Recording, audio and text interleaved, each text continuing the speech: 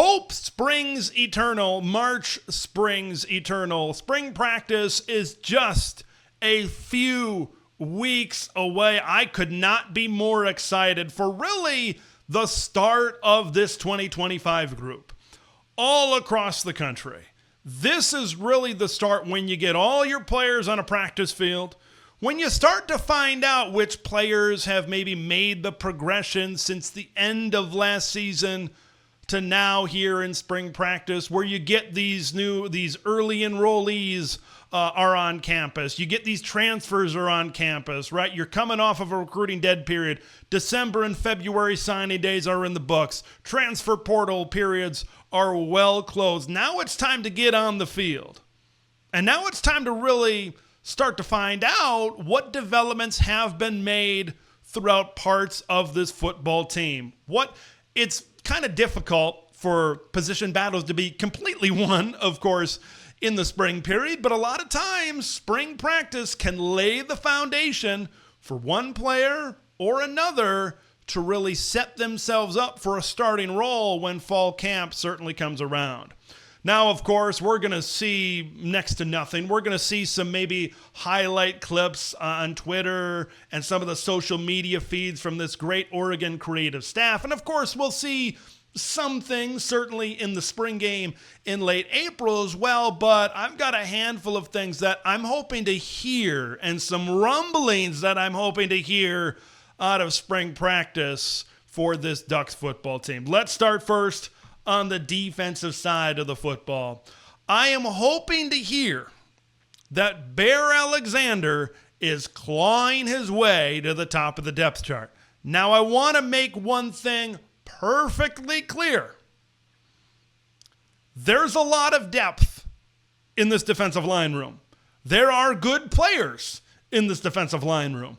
I am by no means saying, hey, Oregon needs Bear Alexander to be a top level, top of his ceiling type of player to be a really good defensive line this next season. I think there's good enough players in this room, talented enough players in this room that if Bear Alexander does not reach his ceiling, and if Bear Alexander is a depth piece and maybe one of these other guys steps up into a bigger role, that's going to be fine. But I think the point I'm trying to make here is that if we get the high ceiling, if we get a locked in and dialed in Bear Alexander, we know it. He's got all of the talent in the world. If we see Bear Alexander playing at that high level, and this coaching staff, Tony Tubeyote, Tash Lapoy, going all the way up to Dan Lanning, if they have Bear Alexander dialed in and starting to reach that potential that everybody has talked about when he played at Georgia, when he transferred to USC, if he's dialed in at Oregon, I think the depth of this defensive line goes from good to massive. Because if Bear steps in, and when you kind of look at some of these newer pieces, whether it's freshmen that were there last year, I guess maybe they're not new pieces because they were on this team last year, but newer pieces that are, I think, expected to step up into bigger roles would maybe be a little bit of a better way to word it. Newer guys in terms of playing impact roles. I think when it comes to Bear is probably the guy that's most experienced out of all of these guys, and maybe the guy this season that can have the highest ceiling. I really like Aiden Breland. I really like Terrence Green. I think those are really good football players. And I think when their Duck careers are done, they are going to be great Oregon Duck football players. But I think of the 2025, I think of the right here and the right now. Like, let me just try to paint a picture for you as it pertains to this with Bear Alexander. A defensive line with Mateo Uiagalelei, with Amari Washington. You guys have heard me say it, and I think you've probably heard others say it as well, how good he can be and how much of a big step he can make forward on the defensive line. He was in that rotation last year. And then you have Bear Alexander. Once again, we're saying hypothetically, if he's playing at that high level of football. Like, that's what's established. We're establishing this in this hypothetical world right now, that those are three guys that are playing high-level defensive line football. And then you look at the depth. If you've got a rotation of Terrence Green, of Tioni Gray, of Aiden Breland, and some of these other guys on the defensive line, you've got a great rotation of players up front on that defensive line group, which is going to make everybody just that much more fresh. I think a high-level Bear Alexander maybe creates a little bit of a higher-level Oregon Ducks defensive line, certainly as well. I think it's going to be a lot of fun to see where Bear Alexander is in the spring. I think starting off strong in spring practice is going to go a long way to Bear Alexander being an impact player on this Ducks defensive line.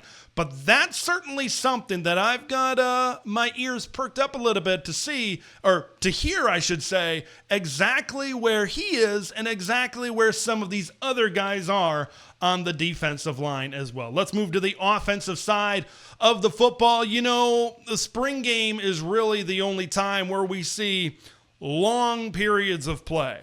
A lot of times it's social media clips. A lot of times it's short segments. A lot of times it's flashes. And I am hoping that Dakorien Moore flashes immediately in spring practice in Eugene, Oregon. I think starting off with a lot of momentum, if he is clearly coming in, setting the tone, it says, I'm here to play, and I'm here to play now. I think you get a lot of momentum going in spring practice. You get a lot of buzz certainly being generated of what he can really be this next season. And I think you gain that confidence. Not only does Dakorien gain that confidence, but the coaching staff also gains that confidence certainly as well. And it creates chemistry for the fall. I tweeted out a clip of history, the first known public in the wild connection between Dante Moore and Dakorien Moore. If Dakorien comes into this thing right away, he's an early enrollee. If he comes into spring practice and he is clearly has his nose deep into the playbook, and he is clearly ahead of maybe where other freshmen have been historically, not only mentally and where he has to be in certain concepts, but also where he is athletically, I think that gets Oregon onto a track that they certainly want to be on for the 2025 season. We saw the social media clips last season of Jeremiah Smith, and he's out there in spring practice. He's making one-handed catches. He's doing crazy stuff in the spring.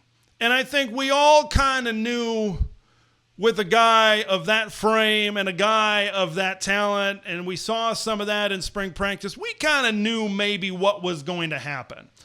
Those are the kind of flashes. That's the kind of excitement that I want to try to generate, and that's what I want to hear as it pertains to Dakorien Moore coming out of spring practice right now. I want Dakorien to come into this thing and create a clear hierarchy at the wide receiver position. This is not meant as a slight to Jeremiah McClellan, to Kyler Casper, to Jurion Dickey, to Justice Lowe, to Gary Bryant, to those guys that I've talked about in the battle with the number 3 wide receiver position. But I want to see Dakorien Moore clearly identify himself. I want to hear that he is above some of those players. That's what I want to hear. I want to hear a hierarchy where only Evan Stewart is maybe above him in that hierarchy. That's what I want to see. I think that's the best version of Oregon that we're going to see in 2025. If Evan Stewart is your number 1 guy, if Dakorien Moore capitalizes in that number 2 role, whether he's out wide, whether he's in the slot, no matter where he is lined up in the formation, like, if you have a spring period where maybe Dakorien isn't maybe molding into at this high level of college play, and then maybe you're seeing some things with Jeremiah and Kyler and all those guys, like, once again, all due respect to those guys, I think those guys are going to play big parts in this Ducks offense this year, I just think the talent of Dakorien Moore, you want to see that really evolve through spring. You want to hear that evolve as that number 2 guy. And then you want to fill in the gaps with the rotation, I think, as the number 3 receivers that I've talked about. I think that's the perfect combination. And I think that's what we want to see out of Dakorien Moore. That's what we want to, I keep on saying C, but you know kind of where I'm trending with this, and you know kind of the direction that I'm going with this. We want to hear that Dakorien Moore is coming onto campus. He's saying, me and E2, we're going to be a great 1-2 combination, and then a rotation is being solidified, certainly with that wide receiver 3 battle that I talked about behind them as well. Let's head back to the defensive side of the football. In spring practice, there are battles. This is really the genesis of a lot of position battles within a football team. And there may be no position group with more battles, with more names, with more stars than the secondary. The ultimate line change. 5 guys out and 5 guys in. There is going to be hella competition right here. And I think one thing that I want to hear coming out in spring practice and coming out of spring practice as it pertains to the secondary, I want to see these battles, and I want to make sure that they're turning into wars as we go to the summer workouts, as we go to fall camp, because I think it could signal that there is a lot of depth in this football team at the secondary position, and that the coaching staff did a great job identifying talent that can fit in with the scheme of within this Oregon defense, certainly with Tosh Lapoy as well. Like, you guys know the names, the Jaleel Florence, and no really any given position. These are just names that are coming off the top of my head. Jaleel Florence, Kingston Lopa, Peyton Woodyard, those 2 guys are safeties. Ifeoma Badegwu, right? A lot of smoke coming out about him, that he could be an impact corner certainly this season as well. Get the true freshmen in there. I want to hear that these true freshmen are in the battle. Naeem Offord and Trey McNutt and Dorian Brew and Brandon Finney. I want to hear that these guys are hitting the ground running, that this staff has done a great job bringing in talent, and talent that's not only has tremendous skill, but is also extremely competitive. I think that this is going to be a really competitive spring at this particular position, and I want to see it turn into wars as we really get closer to the football season, even beyond the spring as well. I think depth is and I think with the talent that they've recruited over the last couple of years, this is their opportunity, right? You had the Tysheem Johnsons, the Kobe Savages, the Nico Reeds, the Jabbar Muhammads, right? You maybe had some of these guys that short-term transferred in for a short period of time. Now it's time for these guys to really step up into a bigger role. Who's going to step up? My hope is that a lot of these players really show in spring practice. My hope is that we hear that these players, a lot of them, are very competitive, and these battles are going to go into the fall a little bit, and that the secondary is going to be deep at a lot of positions. Last thing, and this is an overall team mentality. This is an overall team mindset type of topic that I really want to finish off with as well. I want to hear, now I know it's spring practice, there's some walkthroughs, there's some learnings, but in spring practice, they do some hitting. In spring practice, they do some of these more high-intensity practices. They do some of these scrimmages, and, of course, you eventually get to the spring game as well. But I want to hear coming out of spring practice that this is a mega-motivated football team. I want to hear that some of these scrimmages really brought the fire. I want to hear that Dan Lanning has this team from the word go. I don't care if it's March. I don't care how early it is in the season. I want to hear that this team knows and has felt the pain of the past 2 seasons, knows how good of football teams that they were the past 2 seasons, and they have harnessed that pain, and they are starting off with a lot of passion in their practices, in these position battles, in these scrimmages, And I want to hear that some of these seniors are also very vocal leaders as well. Guys like Bryce Betcher on defense and Noah Whittington, guys on offense that are kind of in that super senior mold, that are expected to be leaders, guys who have been through the battles and the wars within Dan Lanning's tenure as head coach of this program. I want to hear that this football team has an edge from day number one. And if you have that edge as a football team early, that edge is also going to continue to grow. I mentioned the seniors, these guys that have been around for a few years. I think being vocal leaders, I think, we're all focused on Dante Moore's arm ability and his arm talent and everything like that. And we saw that picture at spring practice where everybody, all eyes on QB1, all eyes on Dante Moore.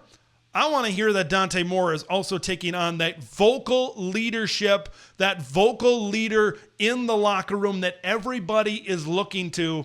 It starts early, folks. It starts in spring practice. And I cannot wait to hear some of the rumblings that is going to be coming from Eugene, Oregon this spring.